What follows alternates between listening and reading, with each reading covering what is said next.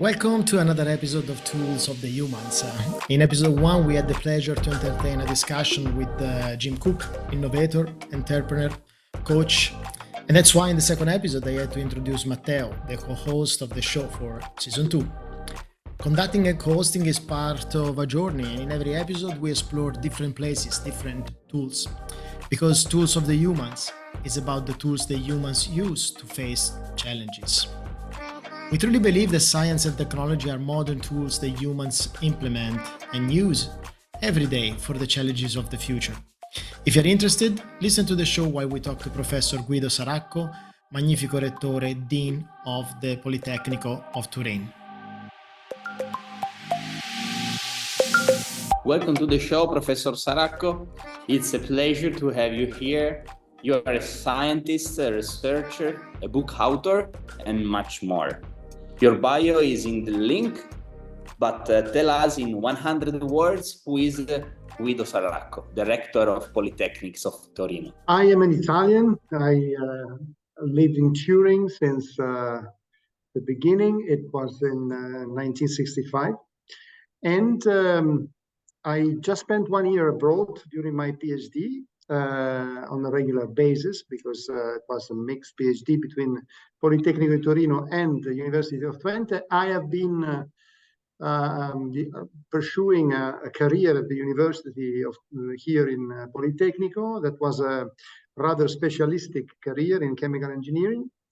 But then after becoming a full professor rather young, it was when I was 37, I took care of organizations of more and more complex nature. Department, the merger of two departments, a research center of the Italian Institute of Technology, and then director of the Politecnico of Torino, that is the oldest Italian technical university, born in 1859, 2 years before the MIT was born. And that's the only time we were ahead of them, unfortunately, but we are doing well. After my mandate, we have halved the distance from MIT in most rankings. So that's it. I'm about to finish my experience as a rector, so I am going to be tangible proof of flexibility, the same flexibility and creativity that we are trying to teach our engineers to match better the needs of an ever-changing world. As you probably know, Professor, the aim of the show is to know our guests and the way they honor daily challenges, which tools they use. But for example, for you, in case like yours, working in close contact with brilliant minds, obviously, which tools you have learned from the others. Now, I've been following your project on your YouTube channel, Sfida Futuro, Challenge of the Future, and I would say also Challenge for the Future. And I think it's ambitious, and rich of content, and it has a pretty good straight line there. And our listener can have a look in the link is in the bio. But what's in there? For who did you design this one? The reason why I started being a YouTuber, podcaster, or a social media addicted, I would say scientist, is that through these media you can reach much more people than through the books I normally write. Why am I here? Because I have changed so much during my last 6 years as a rector, driving a university to a dramatic change towards impact university, which means getting out of the ivory tower where we have been producing engineers and architects for 160 years in the same good old-fashioned manner, and creating now human engineers, humanistic engineers, creative engineers, which resembles an oxymoron, but indeed creativity and the design of technology is the sublimation of human potential. There is no technology without a human conceiving it for a precise purpose. So in the hands of engineers or those that are creating the technologies, there are the solutions, severe challenges in front of us, from the global warming to the digital transition, to never, at least in our country, aging population, with the health problems that it implies, and so on and so forth. So I wanted to open the discussion with common people, citizens that are there on the social networks much more than elsewhere. And with no fear, I am trying to be serious, as you are in this podcast. This is a sort of giving back for me, because I've learned so much as a rector that interacts with society to push it, interpreting the role of universities in a knowledge economy, the knowledge economy that we are living, that is not just as it used to be, the place where you get a piece of paper, get graduated, or you get food somehow.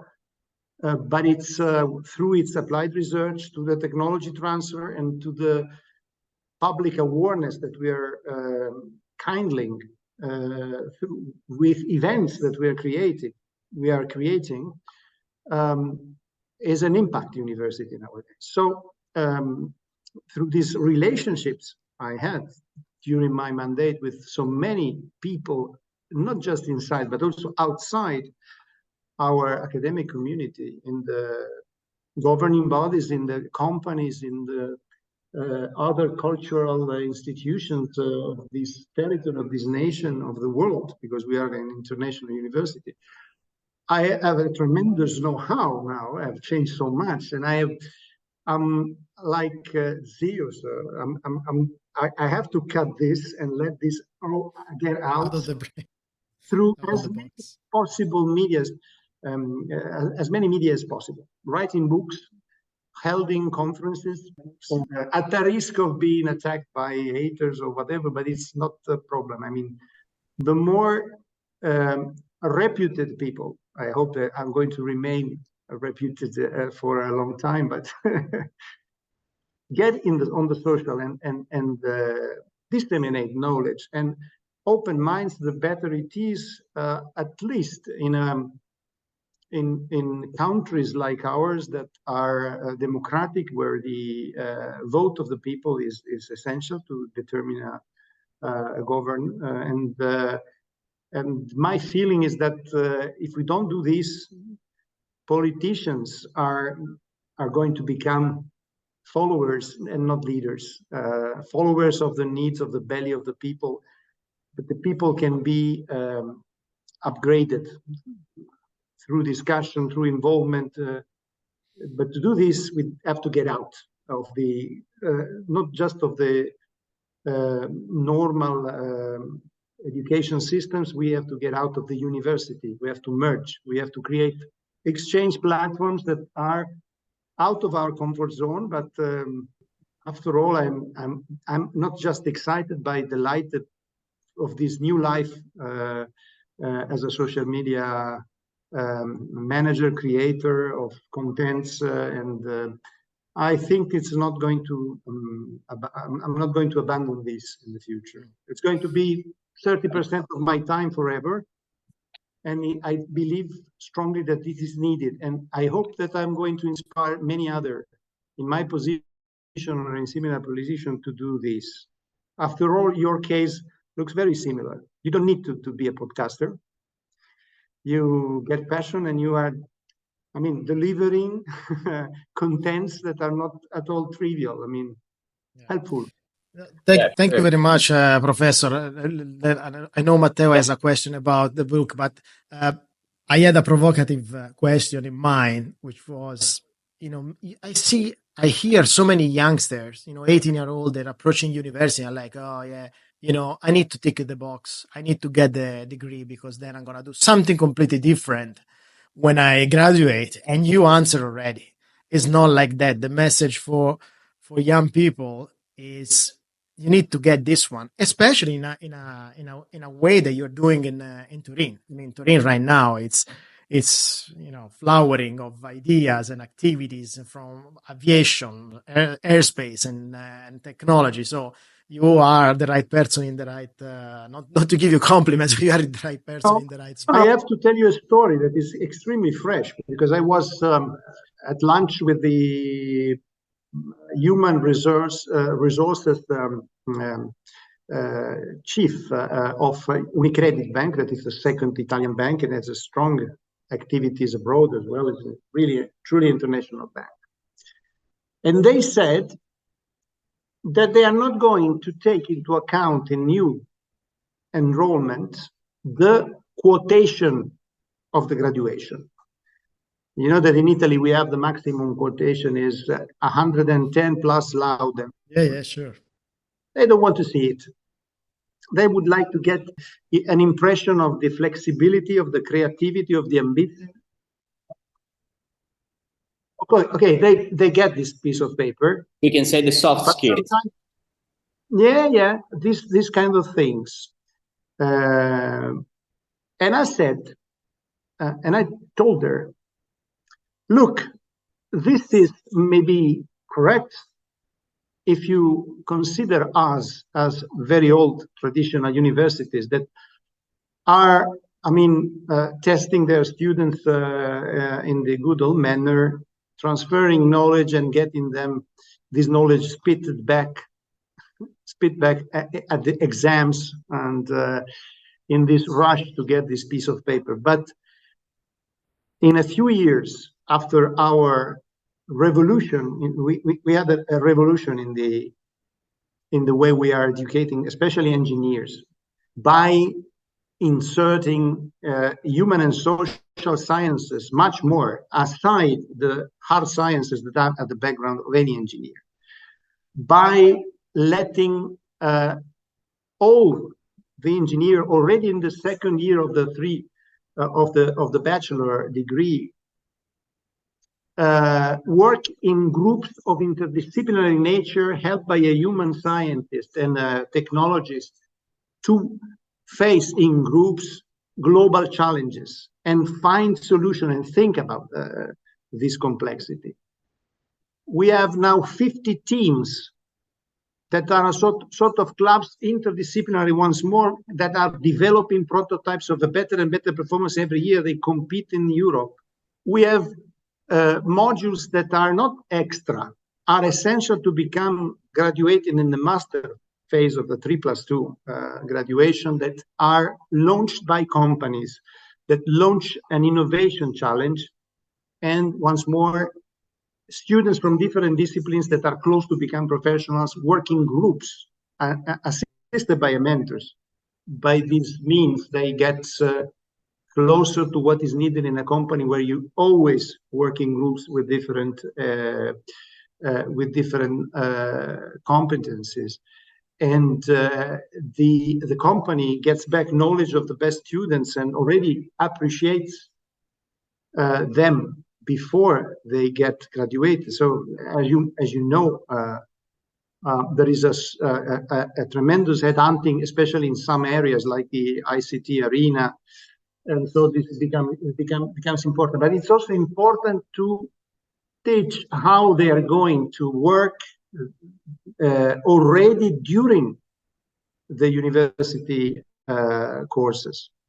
There is a need of merging and co-designing education among universities and industrial bodies or governmental bodies, and this is what we did. So I told the lady that is the head of the human resources in Unicredit Bank, look, in a few years you will get back the quotation of the graduation as an important, because you will not be able to get 110 plus laude if you are not good in soft skills, in critical thinking, in social responsibility, in innovation potential. So this is, as you know, it's a revolution, but this is needed. And I'm pleased to see that this new trend has grown in my university, and more professors, nearly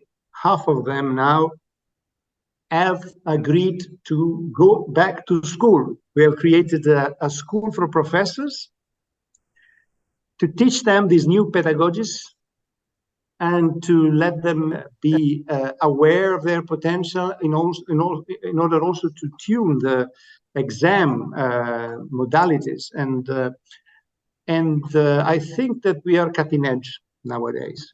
First thing I did when I became a rector 6 years ago was to attend a conference of new way to educate engineers in Beijing at the Tsinghua University, where the best technical universities in the world were discussing, and what we have planned in my program as a rector and in the strategic plan was exactly what was aimed at MIT and in Caltech or in Tsinghua itself. So whenever you have these big revolutions, there is a chance to improve and cut the distance from the best universities in the world. And I think that Politecnico of Torino, I'm happy to see that the new rector that has been elected is in line with this. And so we'll continue this improvement, never-ending improvement trajectory. We have done the right choices and the right things. But now there is a revolution, there is a tsunami coming, the artificial intelligence, the ChatGPT-like intelligence that is going to change once more the rules, is going to change the students, the professors. Me, I'm a pilot, so they want to replace me as a pilot, you know? Yeah, we are calling re-evolution era, evolving again in somehow humanity. And we are, as a think tank, generating this kind of you generation, the generation of you, of giving, of being us, instead of being me, myself, alone, against you. So we thrive these ideas thanks to Silicon Valley, San Francisco, even, where is the best university, some of the best university in the world there is. But we have to say for sure, we bring a great heritage from Turin. Indeed, even thanks to Polenzo slow food movement, we take inspiration for a slow finance movement that will bring us, and in continuity with that, I would like to talk about your books, Technosophia. I find it geniusly, even the name, and geniusly, very humble also, to do a book like that together, you, director of one of the best worldwide institution about technology, and a philosopher, so Ferraris from the University of Turin. If you can say something about that, something about the social elevator. One of the reasons why I changed a lot in these last 6 years, I re-evolved after a rather dry life as a scientist in a very specific discipline, was that I had to cope with thousands of colleagues, to be their chief head, but motivator. And if you don't know what motivates the different colleagues, in some details at least, you're not going to be a good leader. At that time, I was learning a lot of sociology, philosophy, economics, and to some extent also law, because any technology, any perspective has to be limited by conditions that are set by policymakers. And that was a discovery. And that was really breathtaking moment and inspiring moment. And I transferred this in the DNA of the education of any engineer. And I was complaining for what happened to my life before, because I had an education that was tailored to a period, the middle, I would say, the booming period after the Second World War or before, where those that went to university were a few. So they could have science and technology-based education, and that's it, hard science, because they had a life outside. They were an elite of the country, and they were discussing with the colleagues from law, from medicine, from economics, and so on. And the culture was coming from these interactions.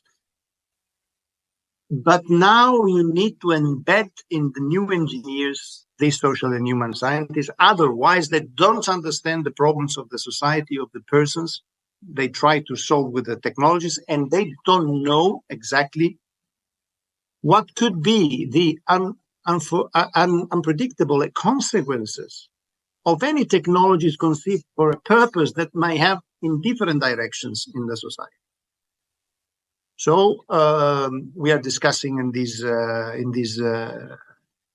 days, weeks, months about ethics, about controlling artificial intelligence, and so on and so forth. But this has to be in part embedded in the new technologies. That has to be human, as well as the human and social scientists. Without the ABC of technologies, the new trends, what is their potential? They cannot be good social and human scientists, because technologies are affecting to such an extent the dynamics of society, and can be the solution of social problems, social inequalities, giving health to a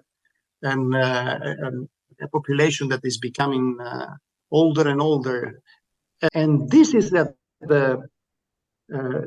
background of the idea of merging competences and creating new mediation institutions. We, with Maurizio Ferraris, we created Scienza Nuova, that is a new inter-university institution that is the playground where these very different disciplines merge and try to find solutions. In a way, technosophia, that is technosophy in English, I would say, is a merger of the terms technology and philosophy that are the basic competences of mine and Maurizio. Comes from that condition. And the first problem we are addressing, and the book is listed in chapters that are the floors of a building, the building where I have been living for 30 years at the beginning of my life. And the book starts with the base ground, floor number 0, I would say, where you have an advertisement over the lift. The lift is broken, which means you have to take the stairs or do something else. And this means that the social lift nowadays is broken. Unless you change education and give new tools, coming back to your podcast, human tools, to your students to cope with this new society and new problems and take the lift once more.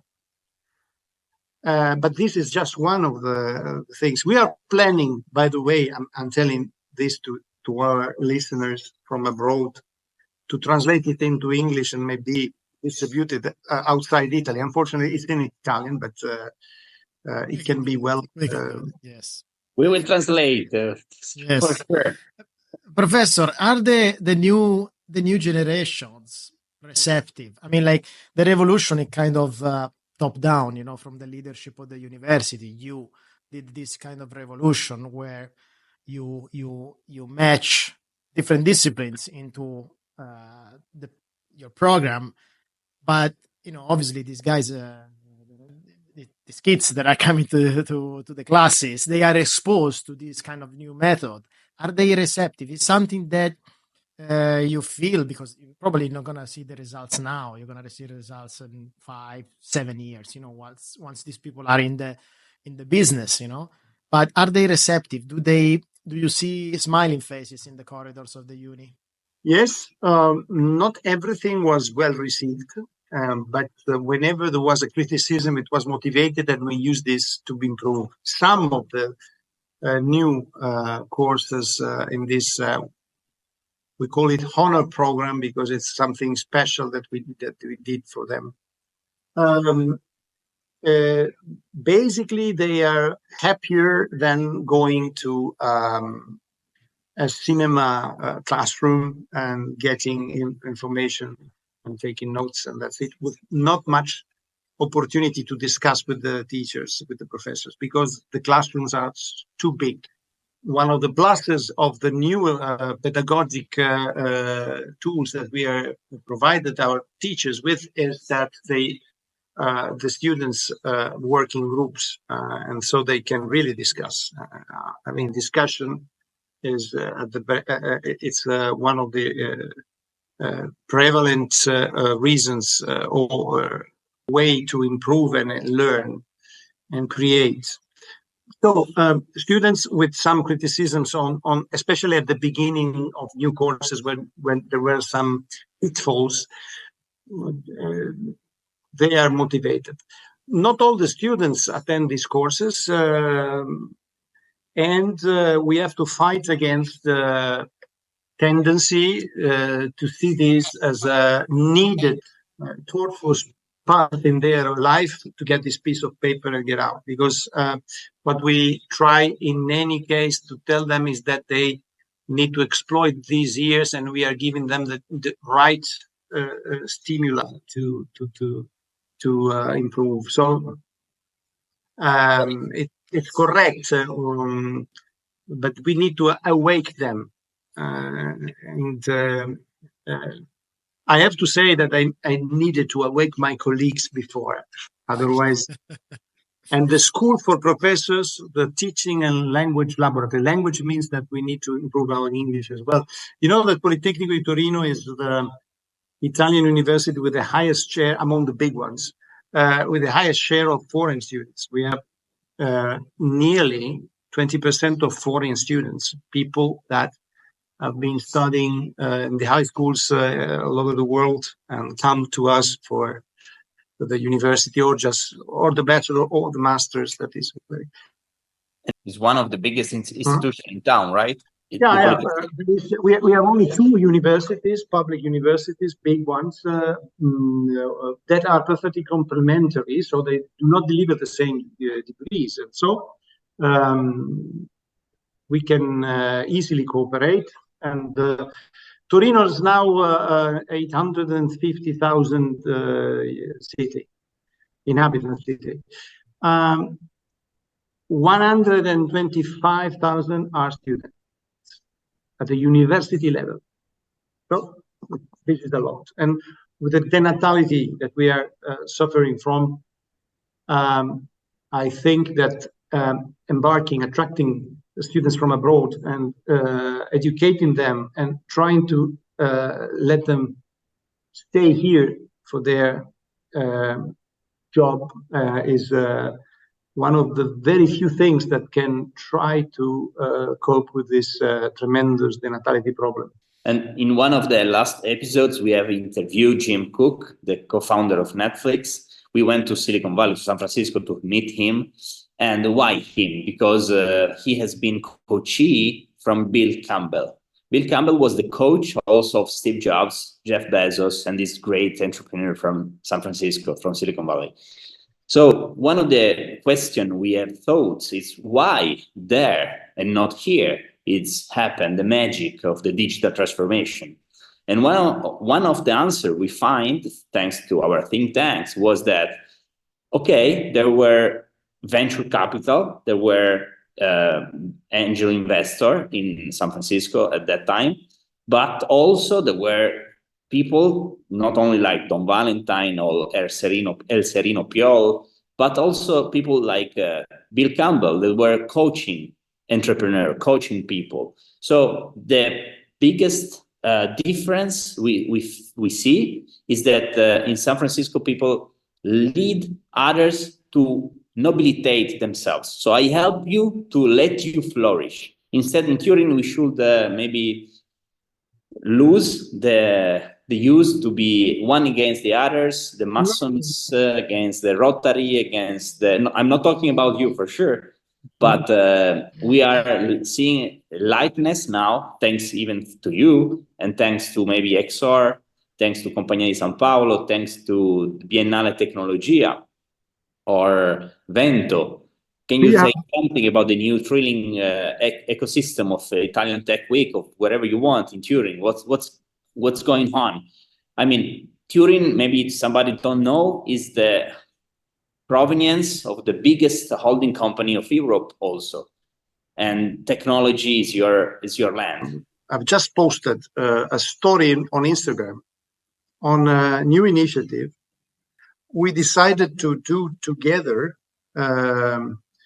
You can see here, a big class at Uni Management at this University of Unicredit Bank. This initiative that is called Imprenditori Gen Next, next generation, is based.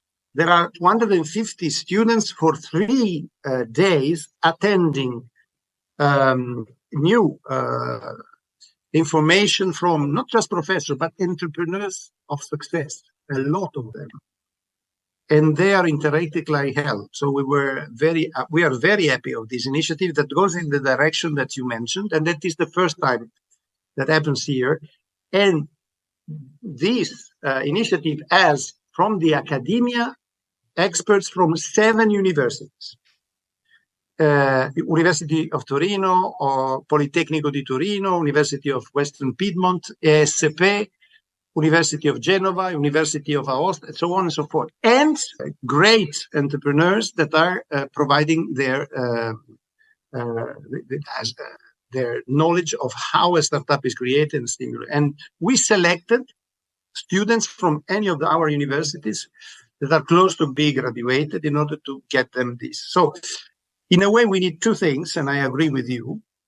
We need to keep creativity on, provide them with skills, provide them the human and social sciences in order to not to be dry and to understand. But then, and this is something that we are missing in a way, we need to give them good examples of those that made it. And this new course that selects the most motivated, there were 250 selected students from different universities. I think that they're going to increase the number of startups or people going to be enrolled in a company, already existing company, giving innovation potential applied. And we decided to continue because it was so nice to see all this, that all this happened, track the trajectories of what happened to these that have gone through these 3 days intensive course. And we will see if it works, because we will have data, not just satisfaction data at the end of the course, but we're going to trace them to see what they become after this. So we are moving our humble and shy steps in a line that was traced by the Silicon Valley actors that you mentioned, but I think we are in the right direction. The Americans have an education system that is much more problem-solving oriented based on hard sciences. So what they needed was not this soft skill injection, and they needed a bit more stronger backgrounds, because our engineers, as they were formed and has been always been educated, are very strong the point is that they cannot cope with real life when they get out of university. They need a couple of years in multinational companies to learn how real life is. But then they become aware of these techniques, soft skills, and they are unstoppable.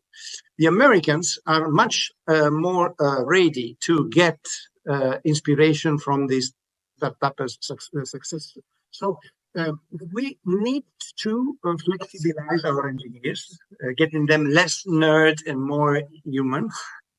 And then the Silicon Valley can flourish also here, and we can spend much less money, because anytime we keep 2 years more than needed a student, because we need to get very strong basis, and then they cannot do anything in the real life, and so they need a couple of years more to understand. They become unstoppable, but we have spent 9 years. That's not it's a cost for families, it's a cost for the state, because at public we pay much less than in Europe, especially in the US. It's a cost for the companies, because if their plug and play is better than this internal education, and at the end it's a tremendous boost for economy if it takes place. Professor, before you leave, because it's almost time, climate anxiety. One of the challenges you've been talking is the climate situation, and obviously I heard you saying, using an expression, we don't need to help the earth to survive, we need to help humanity. Are we going to be able to revert things? Yes, I think so. Word of wisdom. Thanks. I believe that the Dubai Conference of Parties of the United Nations on Climate Change has been historical, maybe as much as the Paris one, where they decided that something had to be done because of economic losses that were tremendous already, 2015. Now it's even more clear, and they decided concrete goals, concrete measures. That any country has to adapt to what is the local geographical, geopolitical, I would say, and also the situation, but also the availability of raw materials and so on. Now, I believe that Italy has clear pathways in front of her, which means that we need to abandon coal. We need then to abandon the oil-derived fuels, alongside with the disappearance of internal combustion engines. Maybe not in 2035, but 2040, there is going to be a lag. And keep natural gas. We are very strong in natural gas. We are becoming critical, not in a network, because through Italy passes most of the natural gas coming from North Africa that copes with the lacking of Ukrainian gas. Alongside with that, we need to create more and more, we call them in Italy, energy communities, and which is a sort of short distance agreements on to use renewable electricity and heat in context. And then we will need a source of electric power for the background, for the basic needs of population, nighttime needs of population. That is hard to be of a renewable nature. It's more likely to become a nuclear power based, which is something that we abandoned. But nuclear power is something that is not impacting on the climate change. Of course, there is a tremendous debate nowadays, because either we create this basic, which is 1/3 at least of what we need at the peak level, basic renewable power through nuclear, or we need to store a lot more renewable power that we use when it is created through hydrogen, and then getting back from hydrogen to power when it is needed, which appears to be quite costly. compared to nuclear power, notwithstanding the fact that we know about the fact that the uranium is increasing in cost, that there is a cost of the dismantling of this nuclear power plant. There is a cost associated also to the tremendous investment cost that you need to place when you are creating a new plant. And there is this not in my backyard syndrome that is extremely strong in Italy. We have difficulty to place biogas production from organic waste plant. How can we imagine to place more small modular reactors, nuclear reactors here and there, spread all over the country? It's something that politicians, but also universities, through education campaign that has to be prolonged. I would spend the next 10 years to assess and change the mood towards nuclear power, monitoring the progress of these new technologies that look less expensive and more and safer.